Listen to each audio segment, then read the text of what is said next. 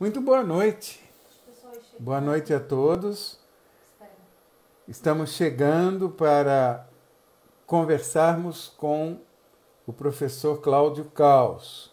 Não gosto desse sobrenome, já falei isso várias vezes, mas eu não resisto. Então vamos aguardar, o pessoal está chegando. Caos não está conseguindo. Caos não está conseguindo, algum probleminha. Vamos ver. Ele quer participar, finalmente. E agora vamos falar sobre o caos. Mas não sobre o caos em si, sobre o professor Cláudio Caos. Cláudio Caos é um ex-colega de magistério que eu aprendi a respeitar. É um vegano com algumas ligeiras pitadas da minha influência e alguém que eu respeito e que confio para a gente falar sobre essa obra sensacional de Graciliano Ramos e que, na verdade, tem tudo a ver com os nossos dias, com o nosso tempo. Caos vai chegando. De tudo, menos da ECA, última faculdade que você fez. Nós vamos sobre angústia. Boa noite, Caos. Tudo bem? Já estou Opa! te vendo. E aí, tudo bem, Roberto? Está tudo na paz. Não fosse o fato de que nós não podemos estar juntos, efetivamente juntos. Quase pus a máscara, mas aí me lembrei que não daria para te contaminar daqui de É onde verdade. estou. Mas é um prazer enorme estar dividindo com você este momento aqui em Memórias do Cárcere, Caetés, Vidas Secas, Angústia. Parece que tudo é um pacotão feito por esse genial escritor que fugiu do padrão quando escreveu Angústia. E achei que você era a pessoa indicada para falar sobre essa obra. Caos, você está sentindo Beleza. angústia? Demais, viu? Inclusive, eu já queria até me desculpar antecipadamente, porque eu fiquei inativo até agora nessa quarentena, não consegui fazer nada, não assisti nenhuma live, então nem sei como é que faz Mas isso. ninguém conseguiu. Então, se eu fizer alguma coisa errada aí, digita aí, professor, live tem que fazer isso, aí eu faço.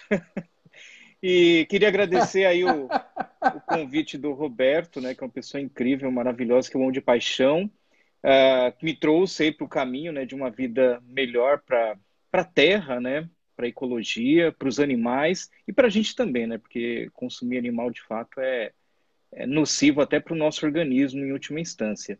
E, e aí com muito carinho aí que a gente está aqui junto agora, mais uma vez, juntos, separados, mas juntos. Como é que é? Tudo junto, separado, separado, tudo junto. E falando aí do Graciliano Ramos, né? Então a ideia é fazer um panorama aí da obra, dar algumas dicas para os vestibulares para a galera que vai prestar, mas também dar um incentivo para quem ainda não conhece esse autor, já tentou, não se deu muito bem, para que a gente possa incentivar também a leitura, a disseminação, porque é um autor hoje que eu acho muito importante, e especificamente esse livro, né? Já que a gente está vivendo um momento de profunda angústia, né? Tanto pelo que está acontecendo agora, né? Pelo que a gente está sendo obrigado a passar, como pelas incertezas no futuro também, né? Então acho que a gente vai poder amadurecer um pouquinho aqui nós com vocês, com essa troca, né? Para que a gente saia um pouco mais fortalecido para encarar seja lá o que vier, né? Que espero que pior não fique. Eu estou vendo aqui muita gente importante da nossa vida chegando. Acaba de entrar o Guido, a Cristina da Paz já Oi, estava Cris. aí. Está chegando um E aí, bocado de Guidão? gente e mandando coraçõezinhos. É uma belezinha essa história do coraçãozinho, que nos economiza muita coisa. Você sabe, quando eu li a Angústia a primeira vez, Carlos, foi na adolescência. E eu fiquei com a impressão, uma coisa horrível, de que a obra toda, tudo se passava à noite. Entre ratos, claro, mas à noite. Aquela escuridão o tempo todo. E pensando um pouco em Graciliano e as ideias que ele colocava, uma me chamou profundamente a atenção.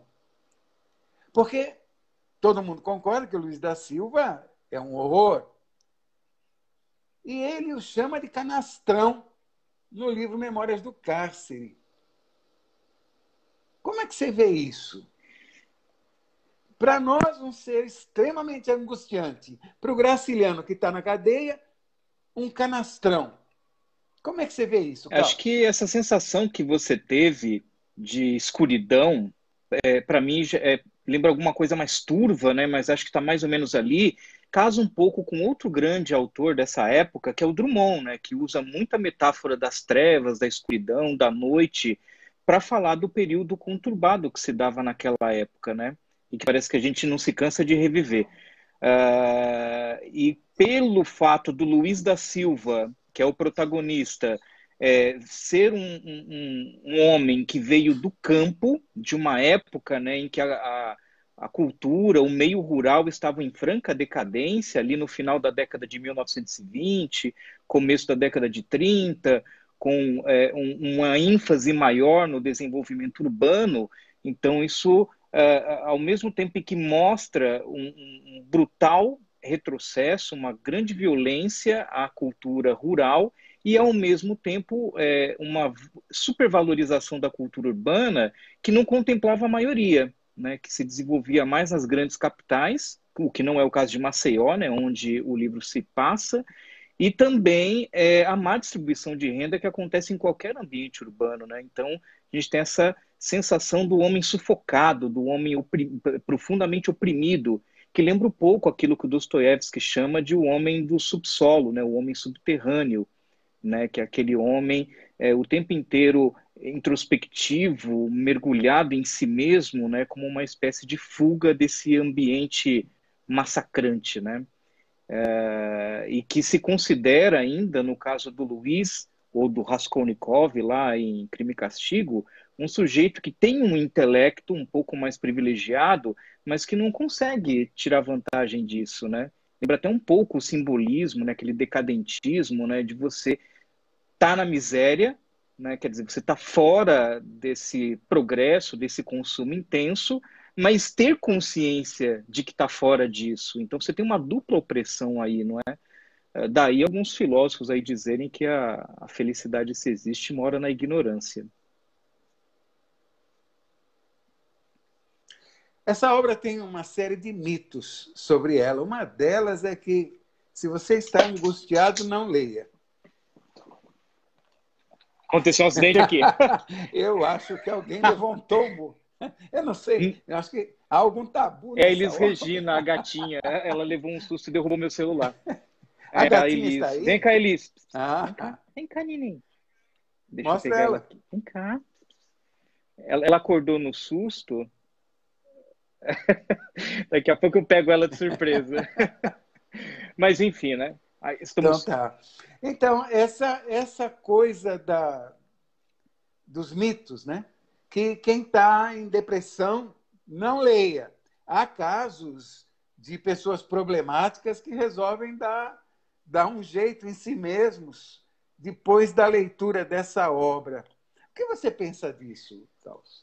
Olha, é complicado, né? Porque parece que quanto mais a gente lê, né, a gente consome conhecimento, parece que mais a gente vai tendo consciência da desgraça em que a gente vive e da dificuldade de se sair, talvez até a impossibilidade, né?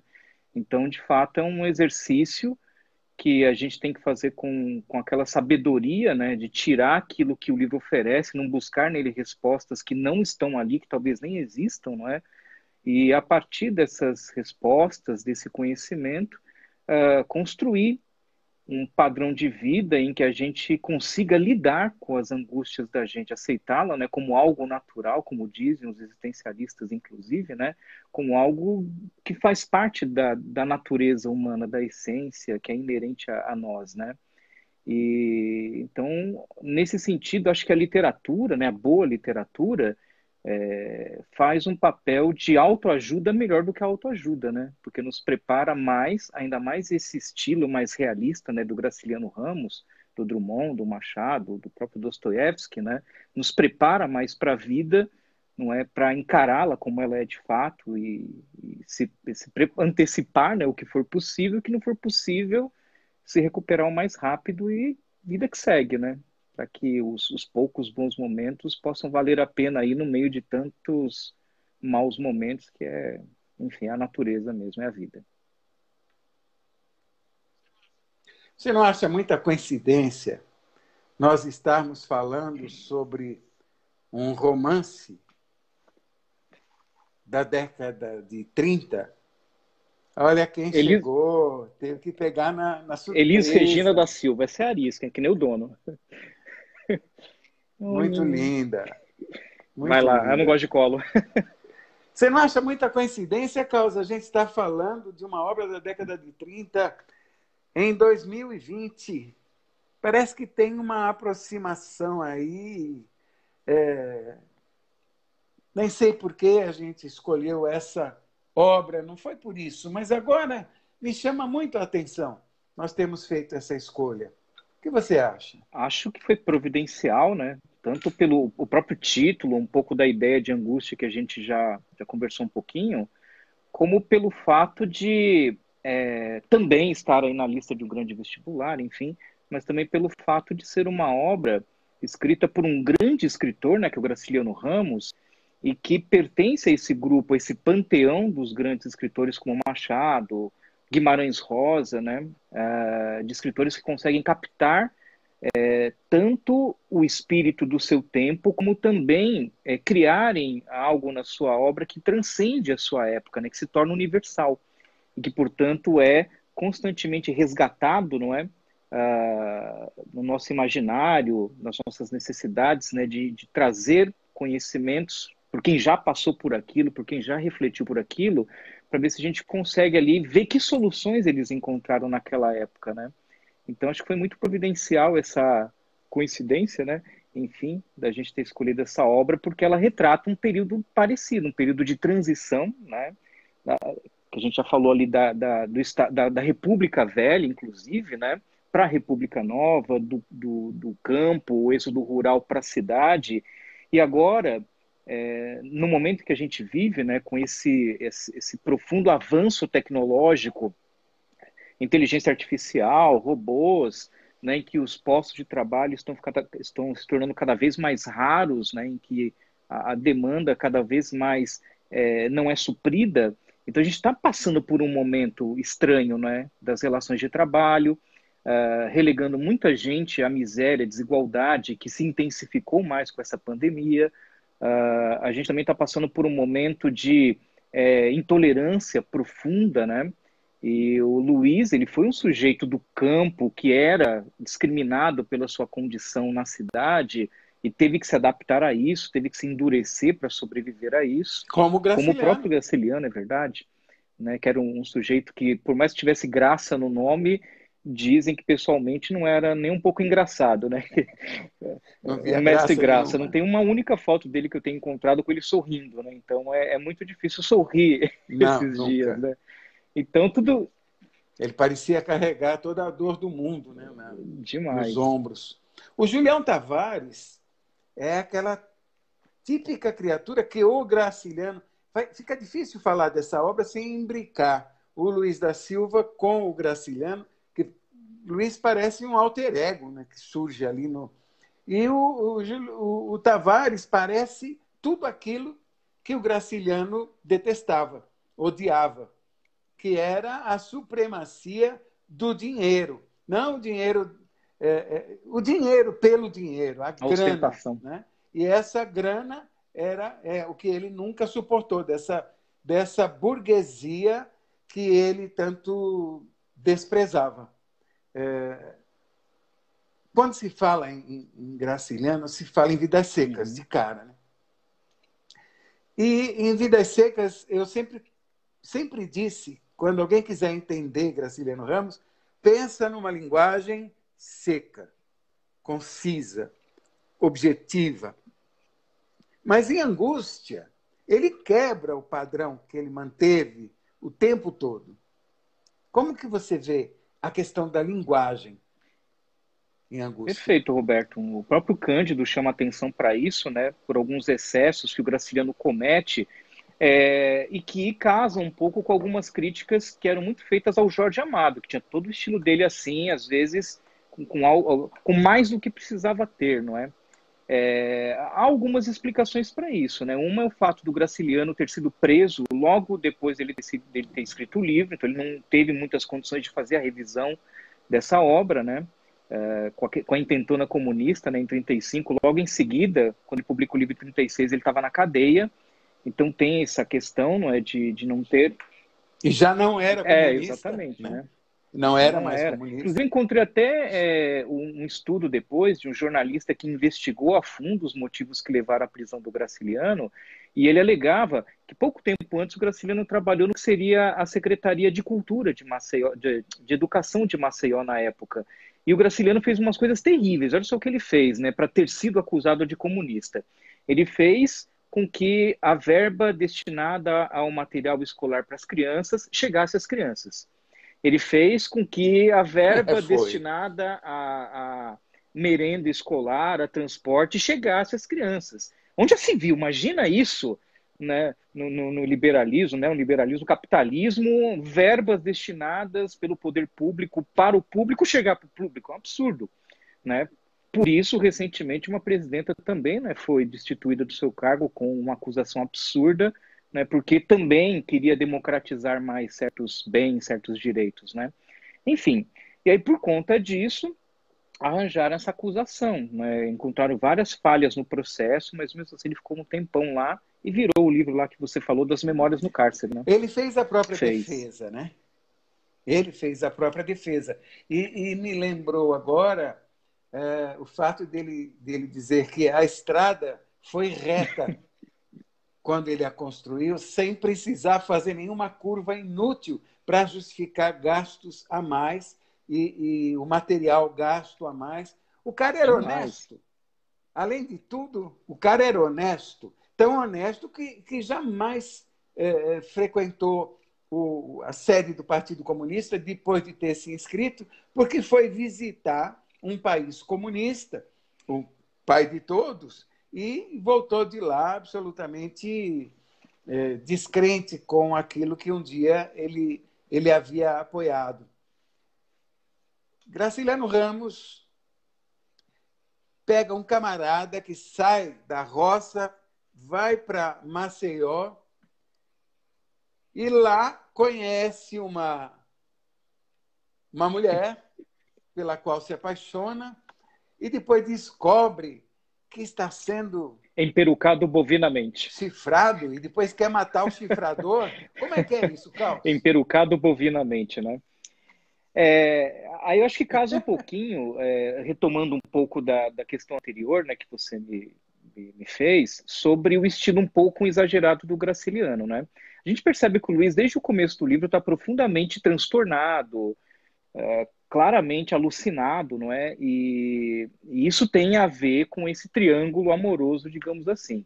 E algo que se destaca muito na relação dele com o Julião Tavares é que o Julião Tavares é sempre um sujeito gorduroso, um sujeito gordo.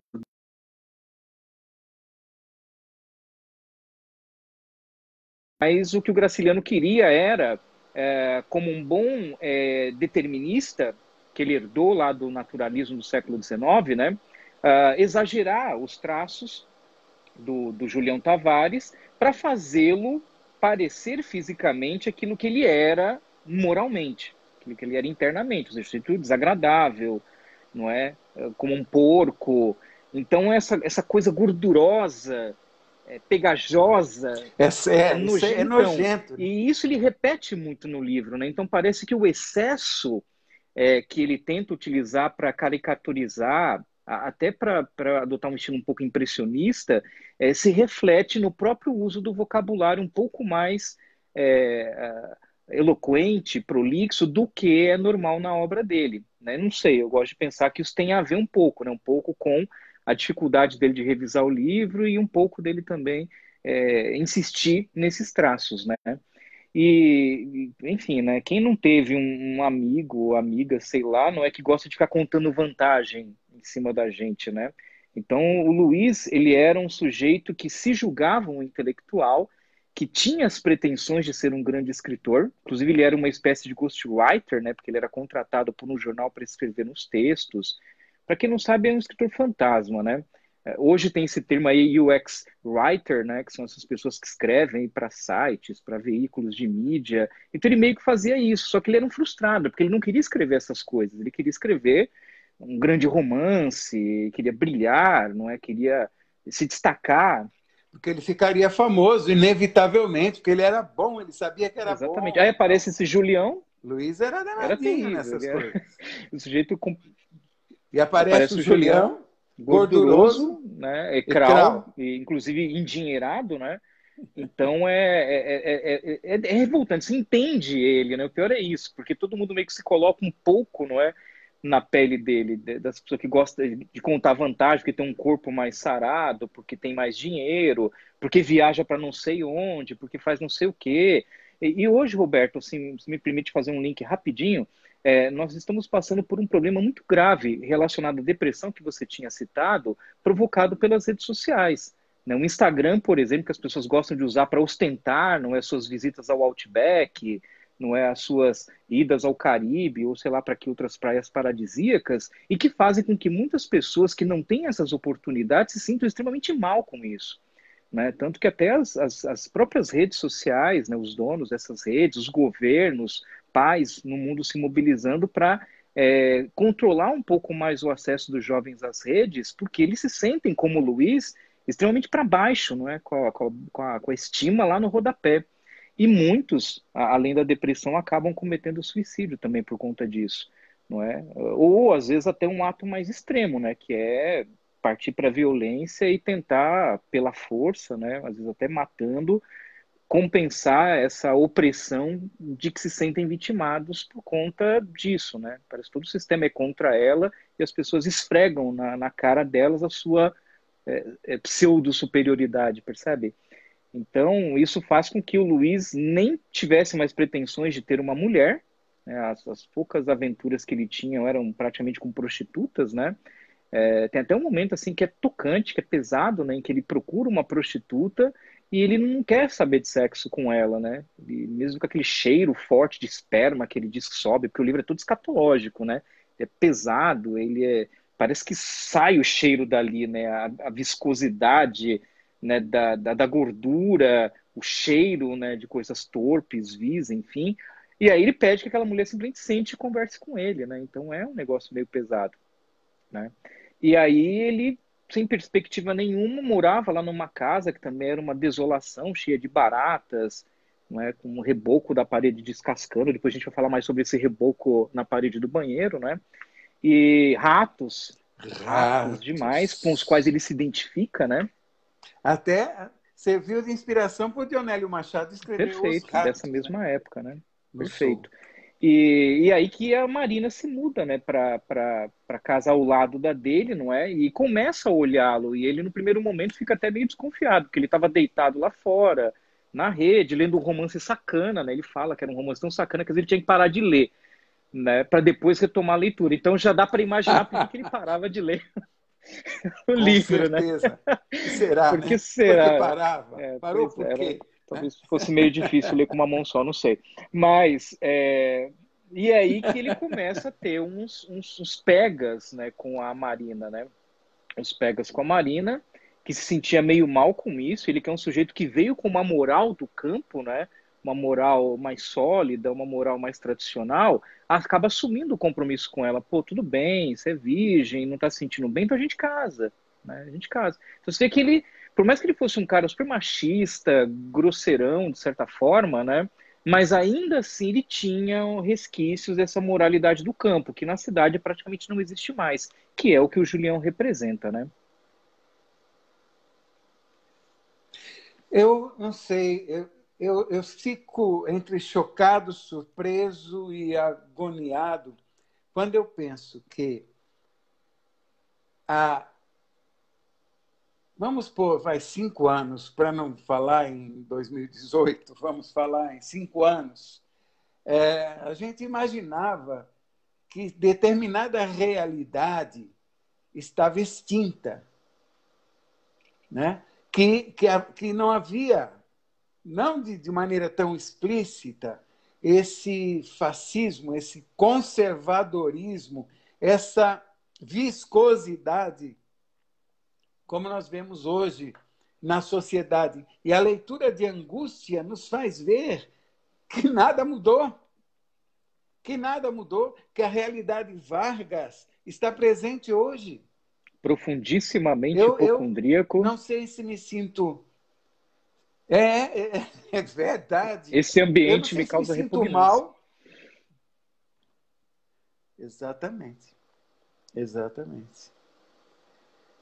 E, bom, se vamos a Augusto, vamos. É isso aí Exato. mesmo, Carlos. Este ambiente também, vamos colocar na primeira pessoa, me causa repugnância. Então, o que você lê em Angústia é o que você lê em Vidas Secas, de maneira completamente diferente, não é? Sim.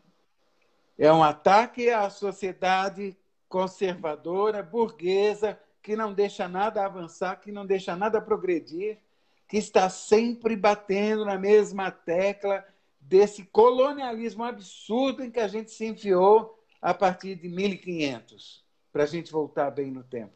E Graciliano era um soldado dessa causa, que é de muitos, mas que ultimamente parece que vamos precisar de mais soldados, muitos soldados, com mentalidade diferente dos Não, soldados, não precisamos. é? Precisamos, e para você ver que engraçado, né? Que eu estava conversando naquelas, né? Que eu tinha comentado num grupo de amigos que sobre esse movimento que saiu ontem, né? Dos super ricos, né? Você viu a notícia, né? Dos super ricos pressionarem governos para aumentarem os impostos sobre os ricos para resolver essa crise que a gente está passando. Então, quer dizer, aí nós que somos os Misericórdia. oprimidos, aí estamos passando duas vergonhas, né? A primeira, de não nos engajarmos em algo que é a nosso favor, e a segunda, de ver muitos de nós comprando a ideia só quando ela é assumida pelo rico com o qual esse cara quer se identificar, né? E que torna as pessoas frustradas, como o próprio Luiz da Silva, né?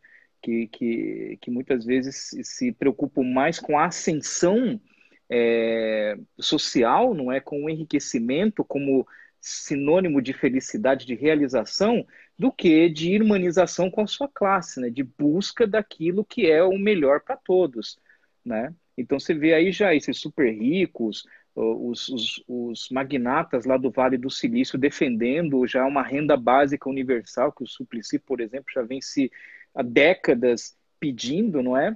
E Verdade, a foi gente não consegue pioneiro. comprar essa ideia, a gente não consegue levar adiante essa ideia, e cada vez mais a gente está sendo triturado. Então é mais. Só uma pergunta mordida para É, você. Você acha que essa ideia dos muito ricos do Brasil passa no não, o Congresso Brasil é um brasileiro? caso à parte, né? Se acontecer, vai ser daqui a 200 anos, quando já não servir para mais nada isso, né? Então, infelizmente, a gente tem esse, a gente Infelizmente. tem essa questão mal resolvida com 400 anos de escravidão, em que eles nunca foram os escravizados ou seus descendentes, né, nunca foram indenizados por isso. A gente tem toda uma questão aí também com os indígenas, que cada vez mais, né, essa semana também repercutiu o, o presidente aí recusando auxílio para essas pessoas, né, que foram também expoliadas de tudo, e que está associado também a essa depredação da Amazônia, que está fazendo até com que o Brasil perca investimentos de grandes países, grandes empresas, porque o cara simplesmente está deixando depenar tudo lá. Né? Quer dizer, há um imediatismo da nossa elite que é vergonhoso, né? Quer dizer, uma elite que não consegue perceber que ela está cortando a própria fonte de riqueza dela, que tem um limite para a exploração do ser humano e do meio, né? É um limite que não sei se os europeus, por serem talvez mais velhos, explorarem há mais tempo, né, já perceberam que vai dar num buraco sem fundo, ou se é algo a ver com essa mistura estranha que se formou na nossa cultura mesmo, né? E a gente também tem esse problema mal resolvido com a própria ditadura militar, né? Das pessoas lembrarem com saudosismo e pessoas até protestarem nas ruas, né? Pela volta do mais 5. E a gente vê até dentro da esquerda mesmo, né? Nós temos um problema grave aí de pseudo-militantes da esquerda, né? Que inclusive encabeçam entidades assistenciais, ONGs, cursinhos populares, né? E que são extremamente opressivos, né? Com os seus colaboradores, com os seus funcionários, não é? Passam uma imagem em público que não tem nada a ver com aquela que a gente sabe que acontece ali, mas a gente é cerceado, né? A gente é o tempo inteiro coagido e é difícil reagir a isso, né? Então eu me coloco aí no papel muitas vezes esse trabalhador, né? Que sabe que não devia se submeter àquilo, mas poxa, é o que eu tenho, né? O que eu vou fazer? Daí a importância, num primeiro momento, de um governo forte, com políticas sociais, né? Não importa o rótulo, é comunista, é socialista, que dê respaldo para esse trabalhador não ser tão vitimado por isso.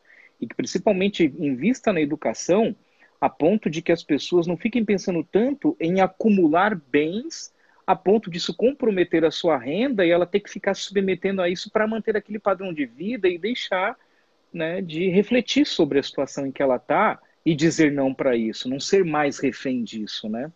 Então, acho que é um papel aí que praticamente.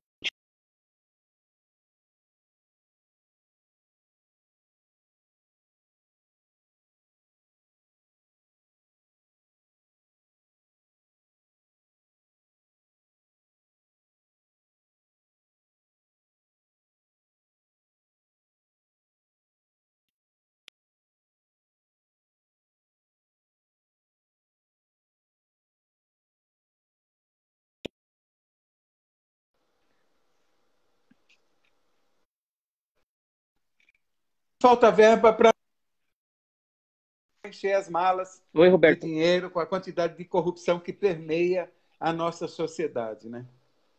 Eu acho que está difícil. Agora, me fala uma coisa. Você acredita que aquele julgamento do Graciliano, de Luiz da Silva ser um personagem canastrão, que não causava angústia, embora tenha levado pessoas a situações limite de angústia, só na leitura da obra, vem do fato dele estar encarcerado em pleno Estado Novo, na prisão em que está Olga Benário. Aliás, uma obra que eu recomendo a todos, Memórias do Cárcere, para saber como é gostosinho essa questão de ditadura, né? Você acha que tem a ver? Ah, acredito. Ou eu estou Eu, endoidando eu, eu não sei de se ele, de vez? repente, está, pela situação de opressão pela que ele está passando naquele momento, não é, de um poder muito maior do que o dele, parece que o Luiz da Silva ou qualquer outro canalinha menor como ele é fichinha perto do que ele estava percebendo ali, né? Do sistema jurídico, do sistema executivo, E por isso ele achou que ele era um militar, canastrão. exatamente, um falastrão, fanfarrão, alguma coisa assim, né? É um justiceirozinho que. A coisa aparece na linguagem, né? Se você está triste, é difícil você encontrar palavras alegres para dizer da sua alegria que não existe. É Clarice Lispector escolhendo termos que cada um deles é uma punhalada, né? E causando mais mal do que bem ao final da leitura. Está todo mundo arruinado. A angústia causa esse tipo de Causa. coisa. Mas você fez umas comparações interessantes que me parecem bem, bem propícias aos vestibulandos quando conversamos na primeira vez sobre angústia. Que tal se você falasse sobre elas? Me parece que é o alvo dos vestibulares, essa coisa da comparação, da situação de violência. Vamos lá, né? Agora que o Ibope vai aumentar, porque o povo, quando você faz uma reflexão um pouco mais crítica, eles não estão muito acostumados com isso na escola, fica aula, aula, e aí vamos lá para a parte mais pragmática, digamos assim, né? Bom, o livro Vidas Secas, ele, como a gente viu, ele segue um roteiro, né? Uma estrutura narrativa um pouco tortuosa, demais, né? Na verdade, bastante tortuosa. Ela é uma narrativa em primeira pessoa, né? Talvez só seja possível uma narrativa assim em primeira. Nesse sentido, ele me parece mais vertiginoso do que Crime e Castigo, que retrata uma situação semelhante, mas é em terceira pessoa. Então é mais... Você está um pouco mais de fora, né? Quincas Borba também faz isso, né? Uma opressão extrema, mas você tem a mediação de um narrador que se coloca lá frio, imparcial. Agora, por a gente estar dentro da cabeça do Luiz, então a gente tem essa mistura, né, de narrativa cronológica, né? Eu acho que nessas alturas do campeonato que se dane os spoilers, né? Mas a gente sabe que o livro começa depois, imediatamente depois de ter cometido o crime, né? Um mês depois, mais ou menos, né? Então, só que a gente não sabe que ele cometeu esse crime, então fica... Mas ele matou? Pois Afinal, né? ele matou? É uma uma dúvida atroz que eu tenho que é a carregado. questão do Bentinho também, né? Da Capitu, se ou não, porque a gente só tem a perspectiva deles. Traiu ou não traiu? Né? A gente só tem o ponto de vista deles, né? Não tem nenhuma outra testemunha, né, para corroborar isso, não é? Ou se foi daquele jeito mesmo. Então tem aí um misto de reconstituição, quase como se fosse um diário, não é? Que o Luiz descrevesse, retratasse, contasse para a gente, né, que representa um tempo um pouco cronológico, mas de uma maneira tortuosa, porque ele vai misturando, não é, imagens da infância com do passado recente, né, imediatamente anterior ao assassinato, e esse posterior do presente que ele está escrevendo. A Marta aí falando, eu também acho que a Capitu é inocente. Com certeza pela culpada, lei, pelo bom senso. Mas deixa quieto. Olha, até digo, se for, o Bentinho mereceu. E aí, bom, e aí, continuando então essa parte mais pragmática do livro, então ele tem uma narrativa que é ao mesmo tempo cronológica, mas também psicológica, porque a gente está na mente turbulenta, alucinada do Luiz da Silva. Bom, o livro ele se passa ali num espaço bem delimitado, que é a capital mesmo, Maceió, não é? Com algumas lembranças do tempo em que o Luiz vivia no campo, né? Numa fazenda, na época em que os coronéis ainda tinham poder, tinham força. Aí ele lembra muito do avô dele, o velho Trajano, que era um homem forte, aquele bem coronelzão mesmo. Depois o pai, que já era fraco, né? O Camilo, né? O avô assassinado aí por uma cobra, uma cascavel que se enrosca no pescoço dele, o mata, né? E o Camilo assassinado também, é o que dá a entender por questões de dívida, né? Que ele tinha lá com vários credores por conta dessa decadência. E aí o Luiz acaba saindo de lá, muito pequeno ainda, 9 para 10 anos, alguma coisa assim, consegue alguns empregos, ajuda de assistentes sociais, mas acaba indo parar na rua, passa fome. Então a gente vai acompanhando esse esmagamento do sujeito de vários lados, né, sem uma referência masculina, foi criado sem mãe, a gente, né, o que dá a entender, a mãe morreu quando ele era muito criança, ou talvez já no nascimento dele, não se fala praticamente da mãe dele, né? E aí você tem algo que é importantíssimo e que pode ser relacionado a Machado e outros autores, que é a construção psicológica da personagem, quer dizer, um romance que não interessa tanto pela narrativa externa, né, pelo enredo, mas pelo que se passa na cabeça das personagens, em especial do protagonista. O Bruno que faz isso achando em primeira também que pessoa. a Capitu é inocente. Desculpe, mas vamos. E aí continuamos nessa pegada mais pragmática, mostrando também as personagens que fazem parte daquele universo, né? Então, além do pai, do avô que o Luiz teve, ele mora no momento em que a narrativa é o presente do narrador, né? Em que ele está contando a história, com uma criada, que é a Vitória, que não bate lá muito bem da bola, né? E que tem a mania de receber os trocados, às vezes até surrupiar uns trocados e enterrar no quintal, cada um com suas manias. e tem uns amigos, poucos, né? Os dois praticamente citados são o Moisés, que é um dinheiro, né, ascendência judia, até ajuda o Luiz, né, com quem ele fica endividado, e tem umas ideias mais subversivas. Até um momento meio tenso em que eles acham que vão ser presos por causa dessas ideias, né? O Pimentel, que se fala pouco também. E aí que entra o Julião e a Marina na história, né? E a coisa é muito podre, né? Porque o Luiz, para você ver, né? Somos todos vítimas no sistema. De certa forma, o Julião é vítima, porque o cara não tem culpa, num primeiro momento, ter nascido do jeito que ele nasceu. Filho de comerciantes ricos, certamente mimado, que teve tudo na mão e que se torna um sujeito extremamente arrogante, né? Branco, machão. E aí a gente entra naquele assunto que a gente tinha conversado antes da gente combinar isso, não é, da masculinidade tóxica, a gente pode deixar para depois, né, mas do sujeito que se torna o predador alfa, né, então ele tem que ficar seduzindo várias meninas com dinheiro e promessas de casamento, não é, o que o torna extremamente canalha mesmo, né, e aí ele se finge ser amigo do Luiz, porque é sempre bom ter alguém para você pisar, para você esfregar a sua superioridade na cara, né, e o Luiz, né, enfim, não tendo acreditado muito naquele interesse da Marina, acabou se comprometendo por aquela questão de honra e também por ser louco, né, para transar com ela, coisa que eles chegaram perto das vias de fato, mas não concretizaram, até que o Julião aparece um dia lá e fica gansando, né, fura literalmente o zóio do Luiz, né, para seduzir a Marina, que vê nele uma oportunidade melhor. Agora, o pior de tudo é que o Luiz, coitado, ganhava pouco, vivia endividado, estava com aluguel atrasado, não sei o quê, tinha umas poucas economias que ele guardava, ele tirou tudo para a Marina comprar um enxoval, e aí você vê, né, como a mulher é criada também nessa sociedade, né, para ser enfeitada, para se vestir, não é, para vestir roupas boas, para se apresentar de uma maneira sedutora, atraente para os homens, né? Então, essa é uma coisa que a sociedade fez com as mulheres, isso a gente já vê lá de romances do século XIX. Né? Mesmo Paina, que era um operário, querendo que ela procurasse um emprego, né, e fosse diferente, ainda assim não era, com a conivência da mãe. Então, vendo que o Julião demonstrava interesses por ela, ela não demorou muito para dar uma bica no Luiz, né? Usou o dinheiro que tinha recebido dele para comprar todo um enxoval barato, para comprar meia dúzia de roupas caras, né?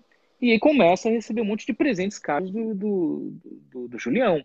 E Luiz estarrecido, perplexo, sem saber o que fazer, não é? Não houve nenhuma uma quebra formal, não é, de combinado, de compromisso, né? E você vê, já junta a miséria, a infância traumática, a fome que ele passou, e agora mais isso, né? Quer dizer, 35 anos, que é uma idade um pouco já avançada, não é? Para quem já não tinha perspectiva nenhuma. Esse que é o pior, ele teve o gostinho de poder ter uma vida melhor, casado, né, e tal, de acordo com os padrões da época, mas acabou sendo privado disso. E ele vai aumentando aquele ódio, né? Não tanto pela Marina, que é mais um despeito mesmo, mas pelo Julião, né?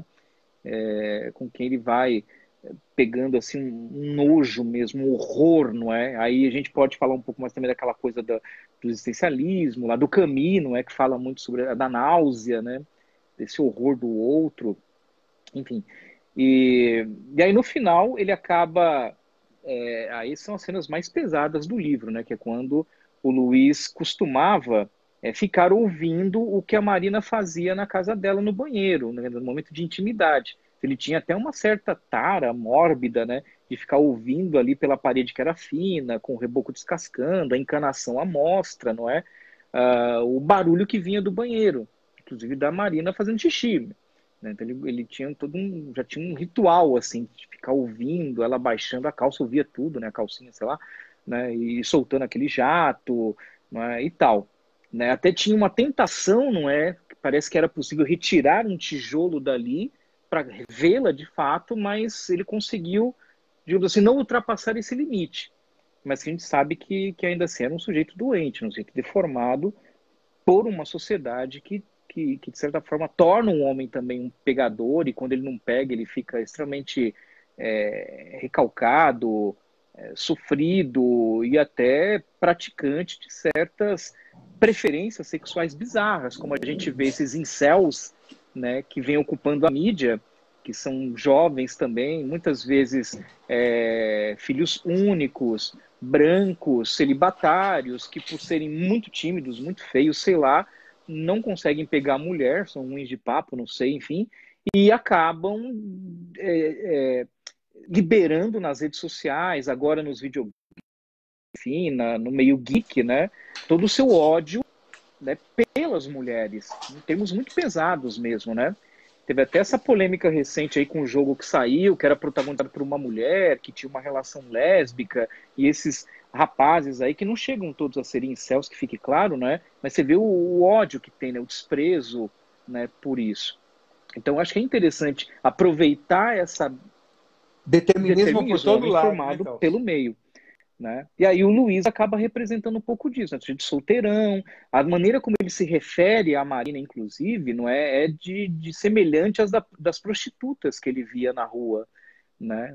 Da maneira como ela pintava as unhas, como ela usava saias muito curtas, pintava os lábios, não é que a gente vê que até hoje é algo que muitos homens fazem, né? Julgar a mulher pela aparência e muitas vezes até utilizar essa aparência para justificar a violência, o estupro, enfim, né? Então, é muito forte. Como livro, nesse sentido, também é extremamente atual. Né? Bom, enfim, até que finalmente o Julião começa a desaparecer da casa da Marina, o Luiz percebe que tem alguma coisa estranha, saca, não é, que ela estava grávida, justamente ouvindo uma conversa dela com a mãe dela no banheiro, e começa a segui-la, que é outra coisa também característica desses obcecados, não é? E que também não conseguem lidar com os próprios sentimentos amorosos, que tem muitos sentimentos amorosos, não é, que acabam desenvolvendo patologias, né, que o cara não aceita o término, enfim, né, o nosso querido novo ministro, inclusive, né, que é pastor aí da educação, defendendo, inclusive, um cara que matou a mulher alegando que era crime passional, que ele não sabia o que estava fazendo, mas a gente sabe que não é isso, né, que isso é uma romantização dessa violência, né, e o Luiz perseguia a Marina mesmo à distância. Até que um dia ele a viu indo, né, para um bairro bem sórdido mesmo, a descrição é pesada, nesse sentido lembra muito o Cortiço, não é? Esse naturalismo escatológico, grotesco, não é? E determinista, né, de como o meio violento e torpe torna as pessoas violentas e torpes, né, ou pelo menos influencia no comportamento delas, né? E aí que ele, Não parece pois Graciliano, é, né? né? Não Não é parece nada, né? Graciliano. E aí ele chega num boteco, boteco é nojento, né? Boteco lá que você pega aquele copinho de pinga, ele começa a escorregar do dedo de tão engordurado que ele tá, né? E fica esperando por horas, né, ela sair da casa de uma dessas mulheres que resolvem enroscos, né, parteiras que fazem aborto, e ela sai de lá mortificada, profundamente abatido, ele começa a segui-la até que chega uma hora que ele não aguenta, ele chega e começa a violentá-la verbalmente, né? Chamá-la de puta. Aliás, se esse não é o primeiro livro grande clássico da literatura brasileira que faz uso de muitos palavrões, eu não me lembro de outro agora, não sei se você consegue puxar isso pela memória, mas há muitos palavrões, Não, é ele, é né? Sua angústia. puta, puta, e ela sem saber o que fazer, como E reagir, o que você quer de partindo do mim. Graciliano, é difícil de entender. Graciliano parece que se Difícil, soltou inteiro ali, né? Não sei. total, cara. Não sei o que ele viveu ou testemunhou.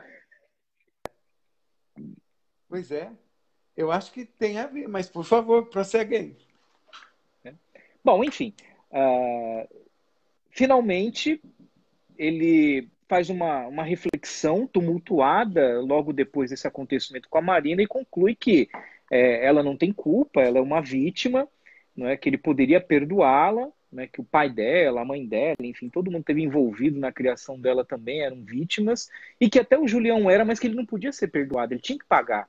E aí tem essa coisa do homem do sertão também, não é? Fazer justiça com as próprias mãos. Tem essa. Ele até faz alusão ao, acho que é João Bahia, se não me engano, que é o nome de um cangaceiro, que fazia uns trabalhos para o avô dele, dá para imaginar o nível dos trabalhos, né? Então ele começa a lembrar de várias violências pesadas que ele testemunhou, ou de. O homem do campo que estava nele resolveu aparecer. Exatamente, a terra sem lei, não é? Então, esse lado aí que lembra um pouco aquele olhar de matador também do Olímpico de Jesus, que você lembrou da Clarice Lispector, né? Entre outros que aparecem em obras, principalmente da década de 30, né? Uma referência à jagunçagem, ao cangaço. Não que ele seja isso, mas tem essa coisa meio ancestral que a gente vê até em Bacurau esses dias no filme, né? Mas é o patriarcado da fazenda, é aquela coisa Né? daqueles Nossa, o anos, cara... né? Que a gente pensava que não existia Pois é, mas mais, tá né? aí, né? E que, de repente, a gente começa a olhar para os lados e está vendo a repetição disso sob as mais diversas formas. De várias formas. Enfim. De certa forma, parte...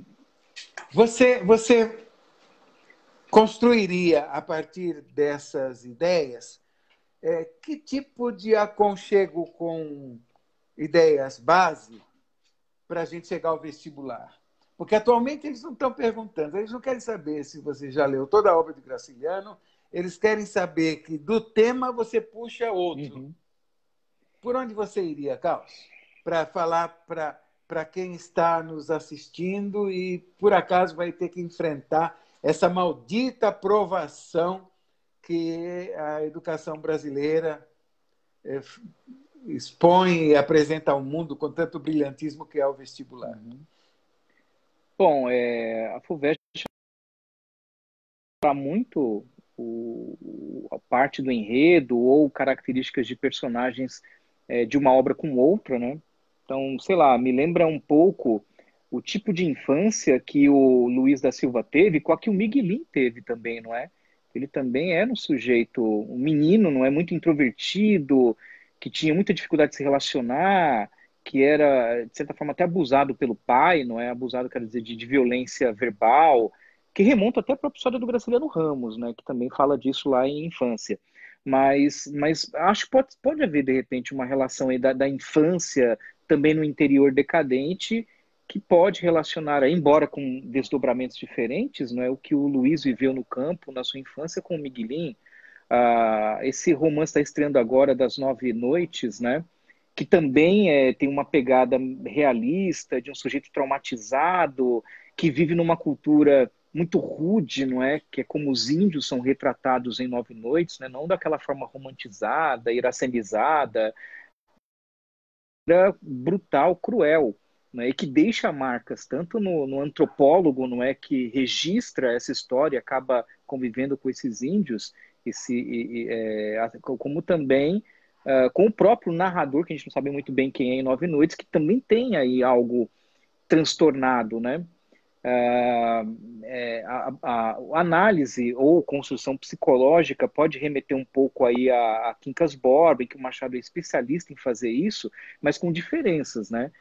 Por ser em terceira pessoa, Quincas Borba faz isso de uma maneira mais retinha, né? Não tão tortuosa, tão transtornada para a gente. É mais fácil de acompanhar nesse aspecto.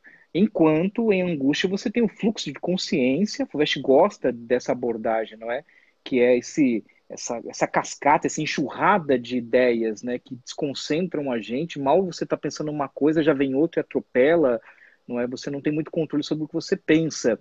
E aí, para lidar com isso, você mergulha em si mesmo, que é um monólogo interior, não é? Que é esse diálogo consigo mesmo, só que dessa maneira quase beirando ali inconsciência, né? Então a gente percebe que é isso que o Luiz vive.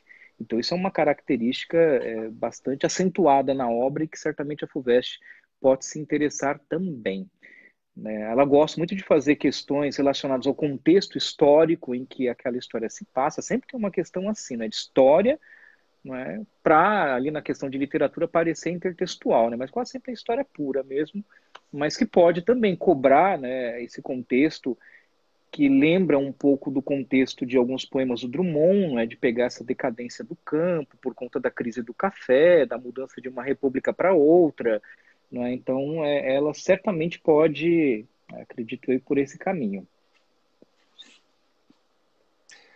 E a questão da linguagem, Carlos, porque quando eu penso em Vidas Secas, eu vejo, acima de tudo, a secura da linguagem e o valor que, sim, a Vitória dá, por exemplo, para a questão da linguagem, né? Os dois meninos, enfim, a própria ausência de linguagem no Fabiano. E esse valor imenso da linguagem.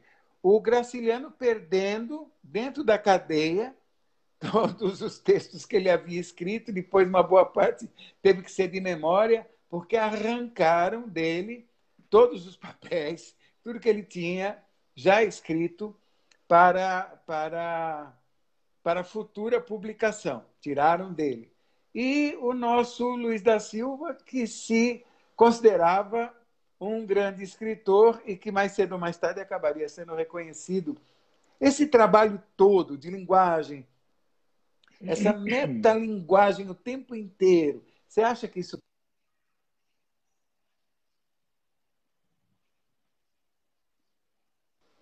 Acho que pode ser. Eu não duvidaria de aparecer um trecho de Vidas Secas, né, para comparar como o mesmo autor pode ter estilos diferentes, né? E que combinam com a proposta dele. Tanto que de todos os livros do Graciliano, o mais secão, né, o mais rude, né, nesse sentido, o que tem essa escassez de adjetivação é Vidas Secas. Né? Os outros, por mais que não tenham muita verborragia, não chegam a tanto, porque são narradores em primeira pessoa relativamente bem articulados, né? Como o Sério, o, o, o Paulo, como é que se chama o de São Bernardo? Daqui a pouco eu lembro. Mas, então, eles são homens que, digamos assim, estão numa situação de poder. Então, eles têm um vocabuláriozinho um pouquinho menos pior, né? Por serem homens do campo, mas não necessariamente japoneses desinstruídos. Agora, em Vidas Secas, parece que eles...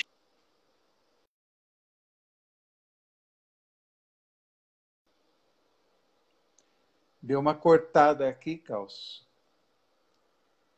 Você deu uma caída aqui.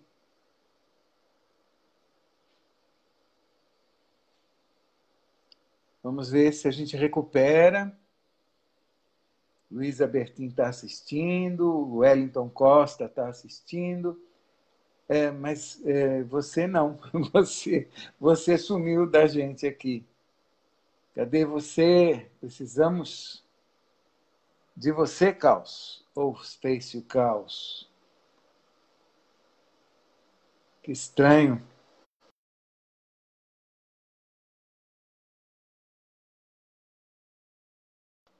Aceitar.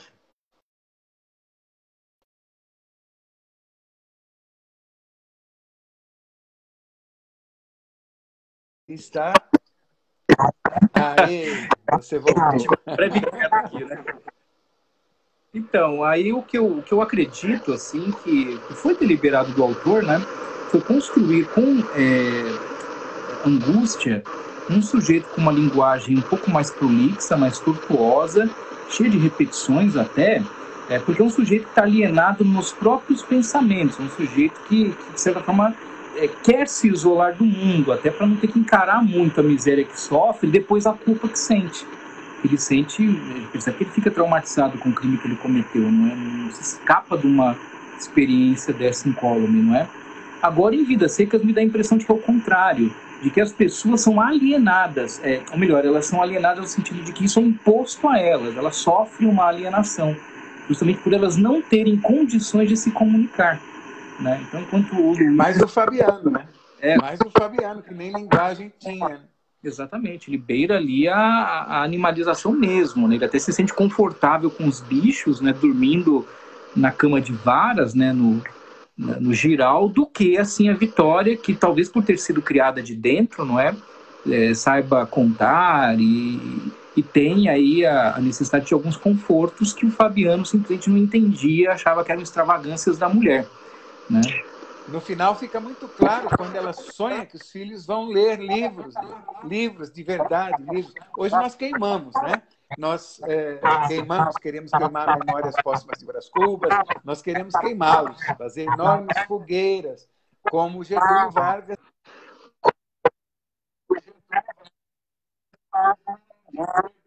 Onde já se viu um camarada aqui? Capitães da Área.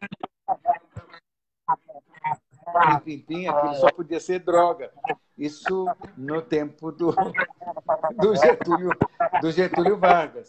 e hoje querem queimar obras, querem queimar, porque elas não são inteiramente de direita. Se a palavra esquerda aparecer, quer dizer, está uma doença grave. E essa doença me lembra aquele delírio maluco do Luiz da Silva, que ele avança e retrocede, né? Ele vai e vem, a obra deixa a gente tonto.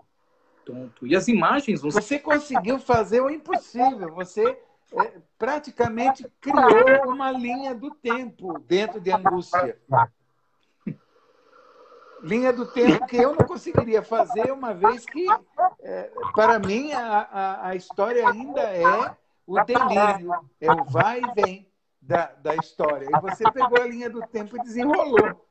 Ele dá umas pistas para a gente, né, que parecem até simbólicas, de cruzar esses tempos. Lembra até um pouquinho aquele interseccionismo do Fernando Pessoa, do simultaneísmo dos cubistas, né, em que aparece aquela figura cilíndrica, que até porque não seja fálica, não é? Da cobra que esganou o avô, de uma corda que ele viu um enforcado sendo condenado. Né? Caos. O Lucas está dizendo que está fazendo eco. Será que... Isso, pega aí. Acabou a bateria e agora ele foi... Não tem jeito, né? Por mais que a gente ceda às tecnologias, ela sempre deixa a gente na mão.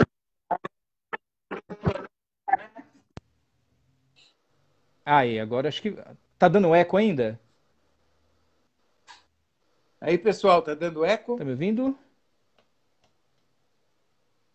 Acho que não, acho que Vocês agora estão tá legal. Me ouvindo? Vocês estão me ouvindo?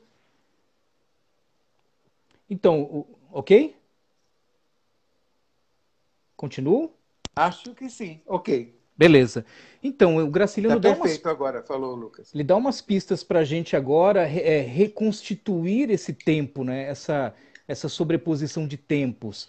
Então tem lá imagens da cobra da época do avô e do enforcado que ele viu depois, que é uma cena muito violenta, né? De um sujeito que estupra uma menina. Horrível. Mutilado, e depois descobre-se que o cara não violentou a menina, né? Lembra um pouco lá a Espera de um Milagre. E aí depois tem os tubos, né, do reboco do banheiro, e tem a corda, que aparece um personagem lá que é bem importante. Ele quase não faz nada, mas o que ele faz determina tudo, não é? Que é o seu Ivo, que é uma espécie de andarilho, não é? Que se hospeda, eventualmente fura boia lá na casa do Luiz, e que dá de presente uma corda, um varal que ele achou no lixo. O Luiz fica até, parece que o inconsciente dele, né, meio que tem até um meme que o pessoal usa muito agora, né, credo, eu quero, né, credo, mas lembra aquelas cobras da fazenda do avô, lembram coisas desagradáveis, mas ao mesmo tempo guarda aquela corda inconscientemente no bolso e ela fica lá, né, providencialmente, até que tempos depois ele usa aquela corda para estrangular, esganar, enfim, fazer o garrote lá, como na boa italiana, né? De matar o Julião. Então tem esses objetos que vão sobrepondo no tempo e que ele vai resgatando o tempo inteiro nesse fluxo de consciência, nessa alucinação, não é? E aí a gente se permite reconstituir uma linha reta da história que o Luiz acredita que teve. Não, eu quero saber, matou ou não?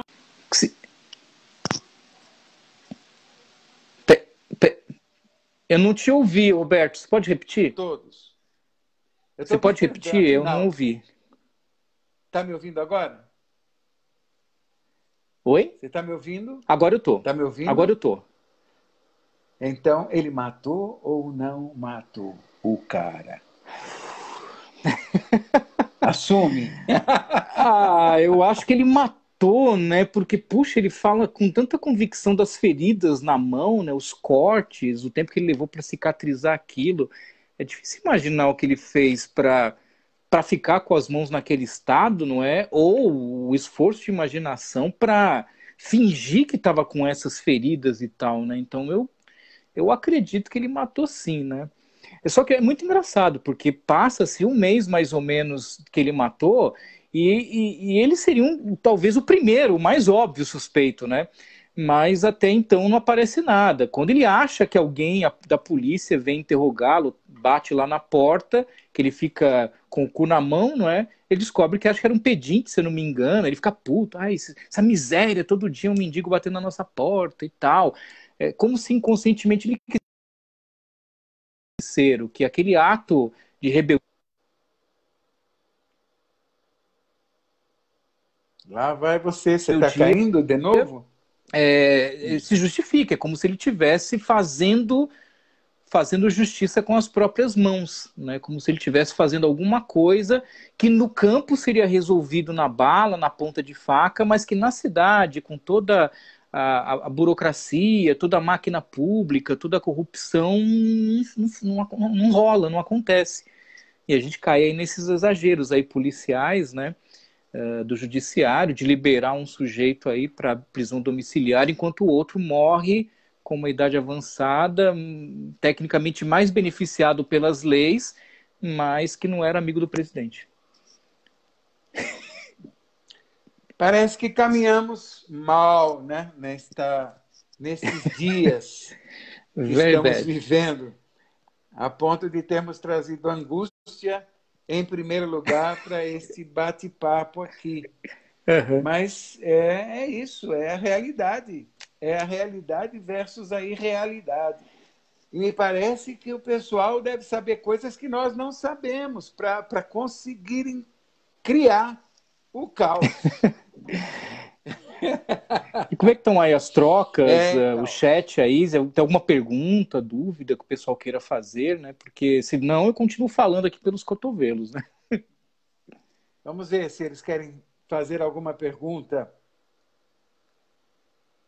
Vocês perceberam também, mas a trajetória do Luiz lembra um pouco do Arthur Fleck, não é? Que ficou famoso aí como o último Coringa, né? Que foi super premiado e tal, e que passa por condições guardadas as devidas proporções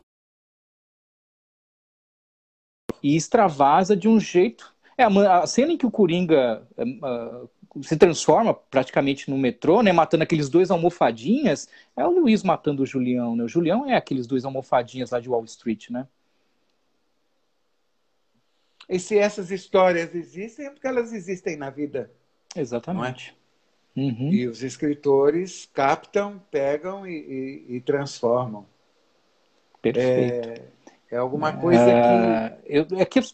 A mim está constrangendo esse tempo que nós estamos vivendo. Porque eu não posso esquecer o quanto nós estamos paralisados diante do mundo. O Luiz da Silva, pelo menos, louco ou não, enlouquecido ou não, agiu na direção que ele considerava correta. E nós estamos aqui falando, pelo menos, né, Carlos? Uhum. Que é o que a gente pode, sabe? Estamos falando, promovendo a reflexão, compartilhando conhecimento. Né? Uma vez me questionaram isso numa sala de aula, né? Justamente quando eu falava dessa pegada social do Graciliano, que os vestibulares cobram, inclusive, né? Mas que quando você começa a elucubrar, é papinho de comunista, professor doutrinador, eu falei, mas o vestibular cobra isso, fi. Né? E outra, e aí me perguntou, tá, mas e você, o que você faz? Olha, eu estou aqui dedicando toda a minha vida para acumular conhecimento e trazer para vocês, compartilhar com vocês.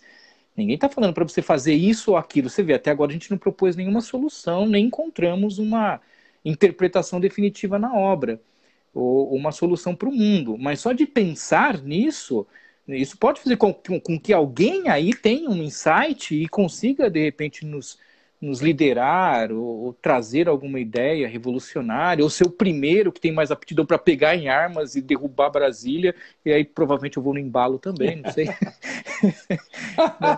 Enfim, mas então você tem essa questão, né? A gente precisa conversar mais, né? Ter essa experiência de fazer leituras coletivas com conversas a respeito daquilo, né? Trocar essas ideias dentro um limite ali de civilidade, né? Porque as pessoas acham que democracia ou até mesmo o comunismo é uniformidade de ideias, mas não é uniformidade, é justamente a aceitação, a tolerância do que é diferente e o equacionamento disso, não é? Que busca contemplar ao máximo todos.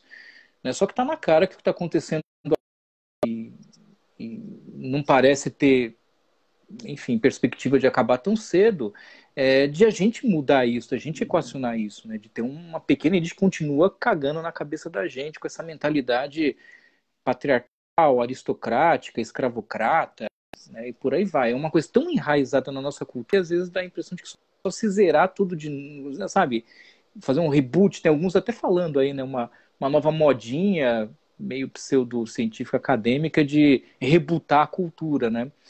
Eu adoraria essa ideia, né, da gente poder começar tudo do zero, mas, enfim.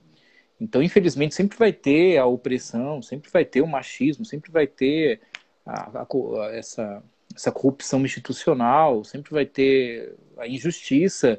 Então, a gente não está aqui para acabar e criar um milagre para resolver tudo, né? Mas para diminuir isso a níveis de exceção, que deveria ser exceção, é a regra hoje, né?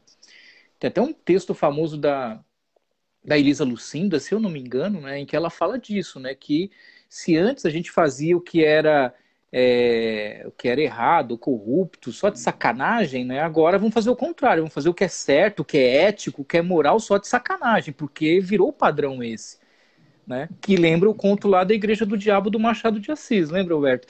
Né? Quer dizer, o diabo, ele quer competir com Deus, percebe que Deus tem vantagem, que tem uma igreja em que todo mundo cultua, e aí ele fala, mano, vou criar a minha igreja. E a palavra dele é justamente permitir tudo que Deus não...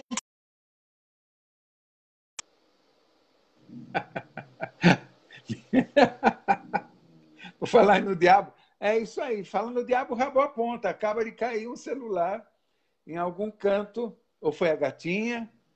Vamos ver o que acontece. Parece que o caos criou o caos lá na casa.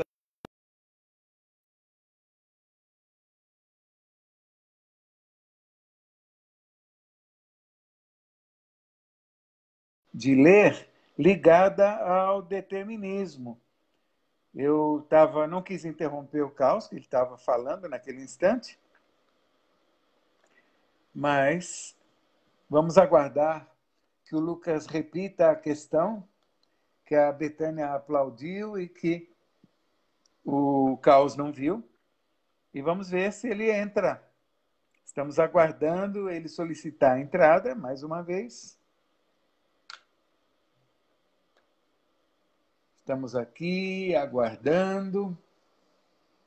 Cadê você, homem de Deus?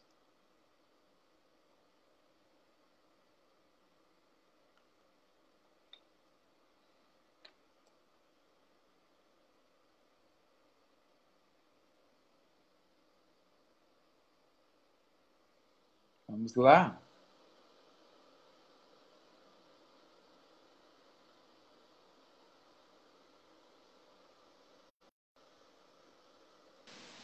Aí, voltei. Você vê que Seja bem-vindo. Eu estou cabacinho. O Lucas tinha feito uma pergunta ligada ao determinismo. Sim. Mas nós não deu tempo de pegar. Eu te faço uma outra que eu considero fundamental aqui. Você estava dando aulas numa escola aí e você você pegou aquela onda da escola sem partido, depois aquela conversa mole de não poder falar ideologicamente. Só pode falar do louco lá dos Estados Unidos, o mentor intelectual de toda essa desgraceira ideológica que está por aí.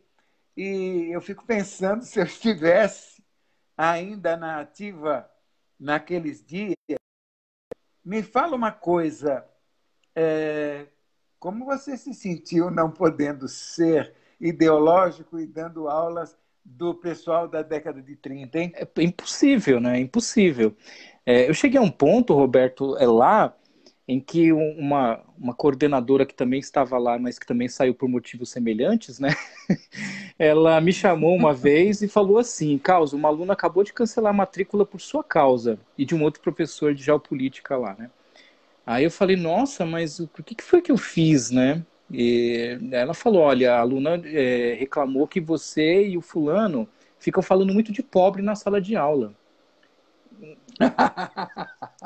Aí você vai, o que eu vou dizer para uma pessoa dessa, né? Aí tem aquelas que ficam soltando: ai, professor, mas vidas secas, angústia é muito chato.